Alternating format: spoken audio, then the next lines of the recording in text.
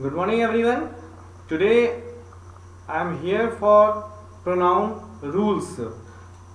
In my previous video you have learned about the pronoun and its kind, and you are very much aware of their words. What kind of words are used in pronoun?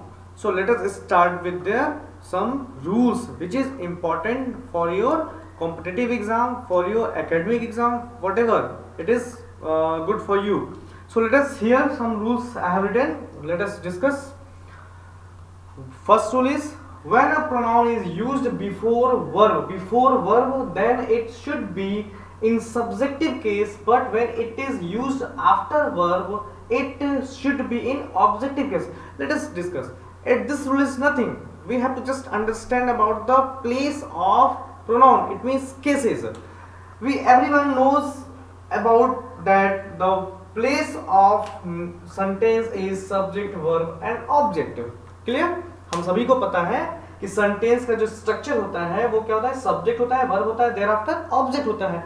तो ये but natural इस rule का कि अगर हमारा यहाँ हमको pronoun use करना है तो ये वर्ब के पहले हो गया, तो यहाँ पे प्रोनाउन यूज करना है तो प्रोनाउन हमारा सब्जेक्ट की जगह पे है तो सब्जेक्टिव होगा, और यहाँ वर्ब के बाद अगर आ गया तो वर्ब के बाद हमारा पोजीशन होता है ऑब्जेक्ट का, तो प्रोनाउन अगर हमको यूज करना होगा तो हम यहाँ पे ऑब्जेक्टिव केस का यूज करेंगे. इस पूरे प्रोनाउन चार्ट को आपको याद करना होगा. तो आपको ये जैसे आई हो गया, यहाँ पे अगर सब्जेक्ट देखेंगे तो आई की जगह आई होगा, यू होगा, वी होगा, दे होगा, ही सी इट, ये सब आपके सब्जेक्ट की जगह पे होगा.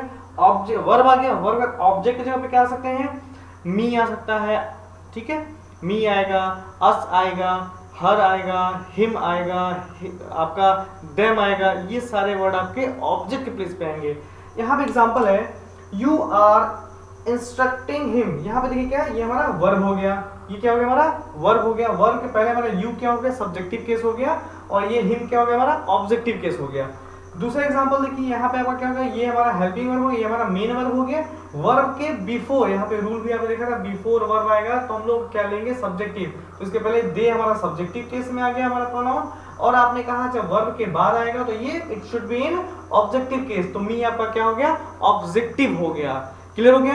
आप ऐसे और भी एग्जांपल्स करेंगे, रूल आपको समझ में आएगा. बस एक चीज फोकस करना है, वो हमारी पूरी इंग्लिश यही है कि वर्ब के पहले आएगा तो सब्जेक्टिव और वर्ब के बाद आएगा तो objective. Got it? Next rule, the pronoun must agree with its nearest noun. देखिए क्या है, बड़ी मजेदार चीज है कि जब प्रोनाउन मतलब क्या होता है, it stops the repetition of noun. Definition में हमने पढ़ा था, डेफिनेशन से ही हम लोग उठाएंगे कि it stops the repetition of noun, या यूं कह सकते हैं it replace the pronoun. It replace the noun, sorry मैं प्रोनाउन बोल गया था. इट रिप्लेस द नाउन, ये नाउन को रिप्लेस करता है. अब देखो जब नाउन को रिप्लेस करेगा तो भाई जिस टाइप का नाउन रहेगा, जो नाउन रहेगा वही तो यूज करेंगे.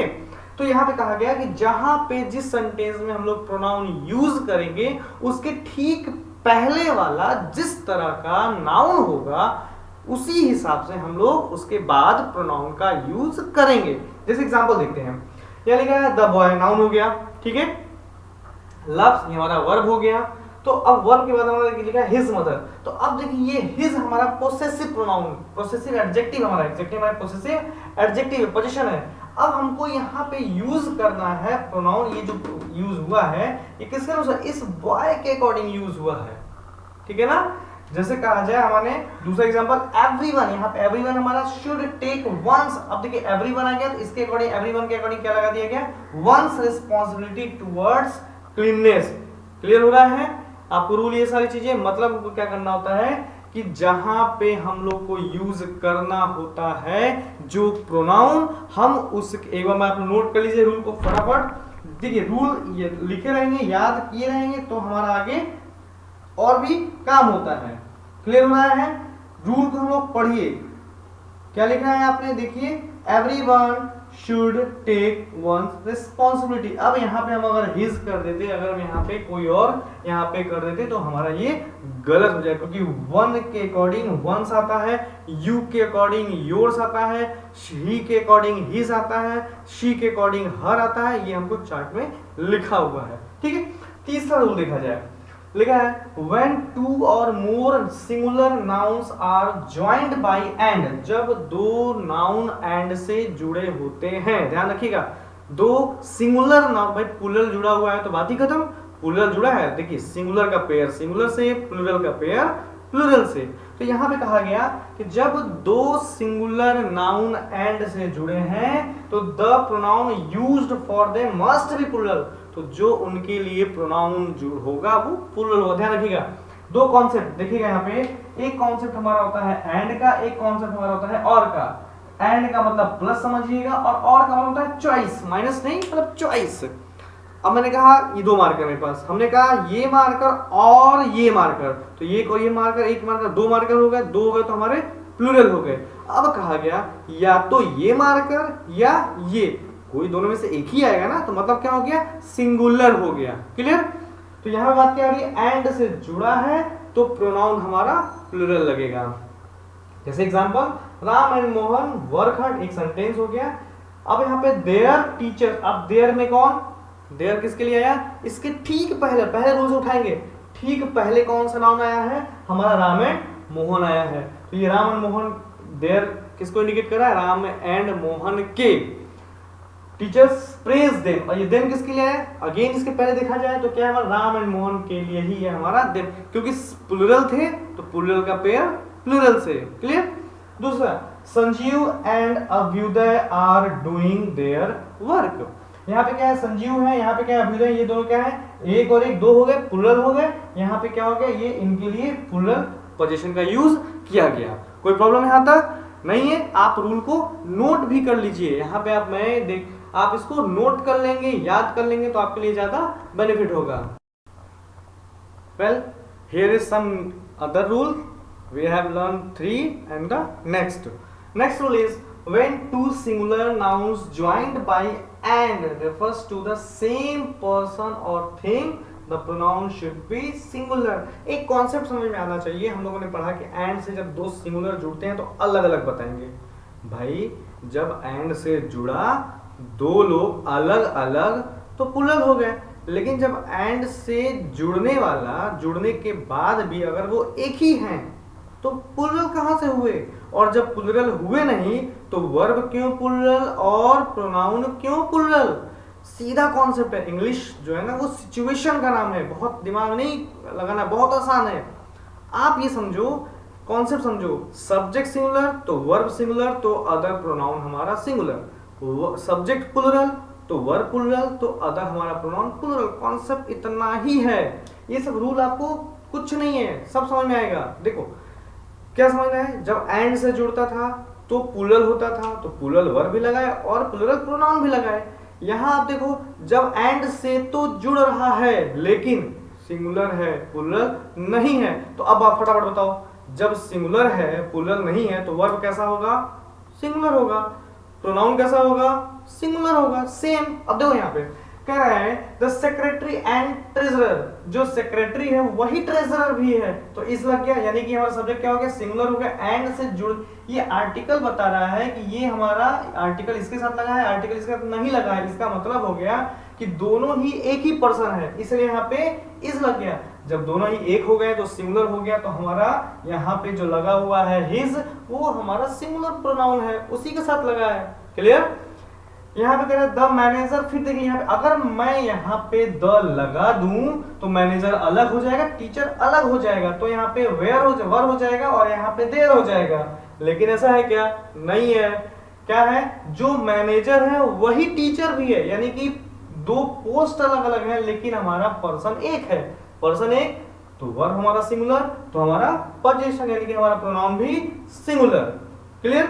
Next rule, when two singular nouns joined by and are preceded by each or every, then the pronoun must be singular।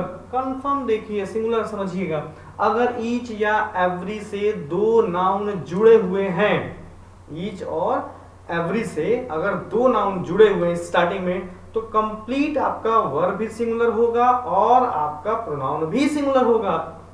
Confirm? क्यों? ईच और एवरी आपके सिंगुलर को डिनोट कराते हैं, इसलिए इस वर्ड के बारे में हम लोग पढ़ चुके हैं, पिछला वीडियो आप देख लीजिएगा, उसमें आपको प्रोनाउन का मैंने रूल्स चार्ट में बना के भेजा हुआ है, ठीक है। सोल्जर हमारा है, सेलर हमारा है, दोनों के पहले हमारा एवरी लगा हुआ है, तो हमारा वर्ब भी सिंगुलर और प्रोनाउन भी सिंगुलर। यहाँ पे ईच भी सिंगुलर, हॉर्स में भी ईच में सिंगुलर, दोनों देखिए ईच से जुड़े हुए हैं, हमारा वर्ब भी सिंगुलर, हमारा प्रोनाउन भी सिंगुलर। लेकिन each dog and each horse has lost its tail, अपनी पूंछे उन्होंने खो दी। अब कैसे खो दी ये तो हमसे मतलब नहीं है, हमें तो पता है कि भाई ईच लगा हुआ है हॉर्स में और डॉग में, ईच लग गया यानी कि हमारे सिंगुलर हो गए, यानी कि हमारा सब कुछ सिंगुलर। क्लियर। नेक्स्ट, लेकिन अब यहाँ पे कुछ रिलेटिव्स का यूज करते हैं। रिलेटिव्स में बड़ा कंफ्यूजिंग होता है कि डैट का यूज कहाँ करें, हु का यूज कहाँ करें, और हमारा व्हाट का, ये सब वर्ड जो रिलेटिव है ना, यहाँ हमको प्रॉब्लम होती है। तो कुछ देख लेते हैं। डैट का यूज हम लोग रिलेटिव प्रोनाउन डैट रिलेटिव का यूज कैसे करें। लिखा है अगर सेंटेंस में all, same, any, none, nothing, only और सुपरलेटिव डिग्री की एडजेक्टिव्स आई हैं और उनके अगर बाद हमको रिलेटिव यूज करना है तो वो रिलेटिव होगा दैट। देखिए जैसे कहा man is the only animal that can talk, यहाँ पे क्या लिख देगा, हु लिख दे सकता है, या हमको कंफ्यूज करने के लिए एग्जामिनर इट लगा सकता है। क्यों, हमारे दिमाग में तो चल रहा है कि भाई इट बहुत लगता है नॉन लिविंग के साथ, हमने देखा है पे एनिमल नॉन लिविंग है तो हमने यहाँ पे इट लगा देते, आराम से हमारा गड़बड़ होने का चांसेस बनता। लेकिन हमें रूल याद है, हमने क्या देखा, द ओनली लगा है, जैसे द ओनली किया एक सीधा टारगेट, द ओनली लगा, रूल में द ओनली दिया हुआ है, यहाँ पे ओनली लिखा है, हमारा यहाँ पे क्या लग जाएगा, दैट लग जाएगा। क्लियर। फिर देखिए he is the same, the same आ गया तो क्या लगेगा, दैट, देखिए द सेम भी लगा होगा। क्लियर। अब आ गया यहाँ पे द बेस्ट, बेस्ट किसके लिए आता है, सुपरलेटिव डिग्री है, क्या लगेगा हमारा, दैट लगेगा। क्लियर। ये रूल आप लोग नोट कर लीजिए। क्लियर हो गया, और इसको बार बार रिवीजन करिए। Let's start the next rule. Next rule is, ये रूल बड़ा इंपॉर्टेंट है। क्यों इंपॉर्टेंट है, देखिए लिखा है the rule of joint pronoun. जब हमारे साथ देखिए अगर हम लिखते हैं यहाँ पे, मैं लिखूं राम इज गोइंग, एक सेंटेंस हो गया। अब राम के साथ अगर मैंने कह दिया मोहन, लिखते हैं यहां अगर मोहन एंड राम, तो यहां पे हमारा क्या आ सकता है, आ जाएगा। लेकिन देखिए क्या है, हम मोहन को पहले लिख सकते हैं, राम को भी पहले यहाँ लिख सकते हैं, कोई प्रॉब्लम नहीं होगा, यानी कि इनको इंटरचेंज अगर कर देंगे, यानी कि अभी मोहन पहले है, अभी हम क्या करें दूसरे सेंटेंस में राम एंड मोहन लिख दें, तो राम को पहले लिखे चाहे बाद में लिखे कोई प्रॉब्लम, सेंटेंस में कोई फर्क नहीं पड़ेगा।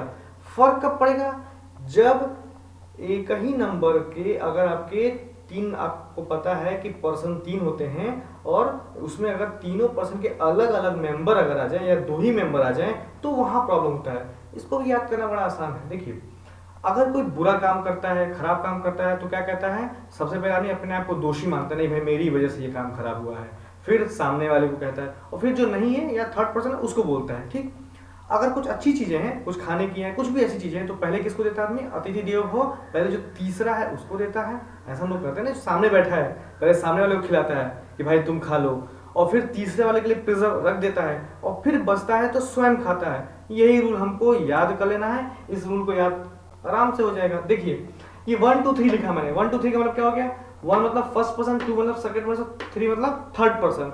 तो अगर कहा जाए इलीगल पर्पस हो, अगर ऐसा पर्पस जो कुछ गड़बड़ हो गया है, खराब हो गया है, थेफ्ट हो गया है, या चोरी या नैतिक कर्तव्य नहीं है, उसमें हम लोग जो सीक्वेंस होगा 1 2 3 का होगा। जैसे कहा जाए I you and he are guilty, यानी कि हम दोषी, दोषी मैंने कहा हम लोग दोषी अपराधी हैं, तो पहले किसको कहा, मैंने कहा मैं हूं पहले, उसके बाद जो सामने वाला उसको कहा, फिर जो नहीं है या जो तीसरा है उसको कहा। ठीक है, ये समझ में आ गया इसको।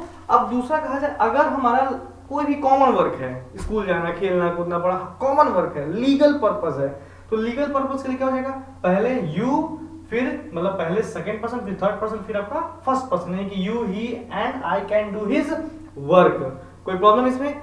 बात आती है जब पोजीशन किसी में, अगर पोजीशन लगाना हो और भी आसान है। पोजीशन लगाएंगे हमेशा आप ध्यान रखेंगे कि उसमें अगर फर्स्ट पर्सन का है तो फर्स्ट पर्सन के प्लूरल के अकॉर्डिंग, तो फर्स्ट पर्सन में होता है आई, आई का प्लूरल होता है आवर। यहाँ पे अगर पोजीशन कोई काम है तो आवर लगाएंगे। ठीक है,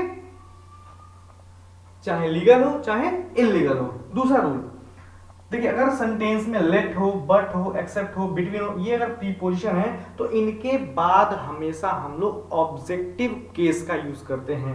देखिए जैसे कहा जाता है लेट मी गो, एग्जाम्पल क्या कर देगा, लेट आई गो कर सकता है, आई गलत है क्योंकि आई सब्जेक्टिव होता है, हमें क्या चाहिए, मी, यानी हमको ऑब्जेक्टिव चाहिए। I have received replies from everybody but him, but हमारा क्या हो गया, देख सकते हैं इसका देखिए हिम आ गया ऑब्जेक्टिव, बट के बाद भी हमारा ऑब्जेक्टिव आएगा। फिर लगा it's everything fine, between, between आ गया, बिटवीन के बाद हमने क्या पढ़ा था, ऑब्जेक्टिव, तो यू भी ऑब्जेक्टिव और हर भी आपका ऑब्जेक्टिव। एक रूल और है, कहा जाता है, अभी और भी है, कई रूल है, अभी तो बहुत से रूल हैं आपके, आप जब रीडिंग करोगे ना, पढ़ना चालू करोगे उसमें आप, तो आपको रीडिंग से भी बहुत से रूल्स आएंगे। बस कॉन्सेप्ट ये बनाना है, सब्जेक्ट वर्ब और ऑब्जेक्ट वाला, सिंगुलर का पेयर सिंगुलर से और प्लूरल का पेयर प्लूरल से। लिखा है इट के बाद अगर आपका बी वर्ब आता है, बी वर्ब में आपका इज एम आर आता है, तो उसके बाद हमेशा सब्जेक्टिव केस का यूज करते हैं या नॉमिनेटिव केस का। तो क्या हो जाएगा, इट वाज आई, एग्जाम में क्या हो जाएगा, इट वाज मी लिख के आएगा, और आपको क्या सही करना होगा, इट वाज आई करना होगा। ठीक है, समझ में आया? Let us start the next one. Some words are there after some compound conjunction, मतलब कुछ कंपाउंड कंजक्शन के बाद अगर सेंटेंस में कुछ कंपाउंड कंजक्शन आते हैं, जैसे कि एज वेल एज आ जाए, देन आ जाए, एज गुड एज आ जाए, या कोई भी वर्ड ऐसा जो एज और एज से कंपेयर में यहाँ पे बना हो, पॉजिटिव डिग्री के एडजेक्टिव इसमें आती है, उसके बाद हम लोग क्या यूज करेंगे, सब्जेक्टिव केस यूज करेंगे प्रोनाउन का। आप देखो यहाँ पे लिखा हुआ है राम इज एज आया, बीच में पॉजिटिव डिग्री के एडजेक्टिव गुड आया, हमने इसके बाद क्या लगाया, सब्जेक्टिव केस। एग्जाम में यहीं पे आपका ऑब्जेक्टिव केस देता है, और हमको लगता है कि अच्छा है भाई, क्योंकि हम लोग के दिमाग में एक और रूल आता है कि वर्ब के बाद आया है, लेकिन यहाँ पे सिचुएशन भी देखना है। क्लियर हो गया? मैंने आपको पहले ही कहा था, English is not the name of rules, it is a name of situation. तो यहाँ पे कुछ सिचुएशन भी देखना है, तो यहाँ पे क्या हो गया, ही लगा दिया, ही इज टॉलर देन लगा है, देन आपने देखा यहाँ पे कंपैरेटिव है, इसके बाद हमें क्या यूज करना है, आई यूज करना, सब्जेक्टिव केस यूज करना है, हमारा ये आई हो गया। अक्सर इसमें लोग गलती करते हैं, क्या लिखते हैं, he is taller than me करते हैं, और यही गड़बड़ होता है। फिर कुछ देखते हैं, अगर देखिए कुछ वर्ड्स हमारे जैसे आइदर और, नाइदर, नॉर या और आता है, अगर ये वर्ड जनरली यूज होते हैं ना, तो हम लोग सिंगुलर यूज मानते। अगर देखिए दो इसमें आपको बताते हैं इसी में, कि अगर आइदर आया है, आइदर बाद यहाँ पे सिंगुलर नाउन आया, और आया तो यहाँ भी आपको कोई सिंगुलर नाउन आएगा, तो इसके बाद आपका क्या होगा, सब कुछ आपका सिंगुलर ही यूज होगा। आप देखिए यहाँ पे लिखा मैंने आइदर रवि सिंगुलर हो गया, हिज फ्रेंड आपका सिंगुलर हो गया, यहाँ पे क्या यूज हो गया आपका, हिज यूज, क्योंकि यहाँ जो प्रोनाउन होता है वो आपका नियरेस्ट नाउन के अकॉर्डिंग यूज होता है। तो ये कुछ हमारे प्रोनाउन के रूल्स थे। मैं आपको एक प्रोनाउन का चार्ट मैं आपको दिखा रहा हूँ, और इसको आप लोग कोशिश करिएगा बना लेंगे। यहाँ देखिए आपका ये विजिबल होगा अच्छे से, ये हमारा प्रोनाउन का चार्ट है जिसमें आपका कंप्लीट रूल लिखा हुआ है, कौन सा सब्जेक्टिव है, ऑब्जेक्टिव है, पोसेसिव है, क्या है, सब कुछ आपका है। ठीक है, एक आपका और भी एक काइंड्स है, इसको भी आप देख सकते हैं। काइंड्स में कुछ वर्ड्स लिखे हुए हैं, आप मेरे पुराने वीडियो को अगर आप देखे होंगे तो उसमें भी ये सब चीज़ें मैंने आपको बना के दी हुई हैं, आप इसको नोट कर लेंगे और बनाकर याद कर लेंगे। ठीक है, तो अगर पसंद आया हो तो आई होप आप लाइक जरूर करेंगे, शेयर जरूर करेंगे, दोस्तों के बीच में शेयर करिएगा ताकि ये जानकारी उन तक भी पहुंच जाए। ठीक है दोस्तों, तब तक के लिए अगले वीडियो तक के वेट करिए, तब तक के लिए till then thank you and have a nice day.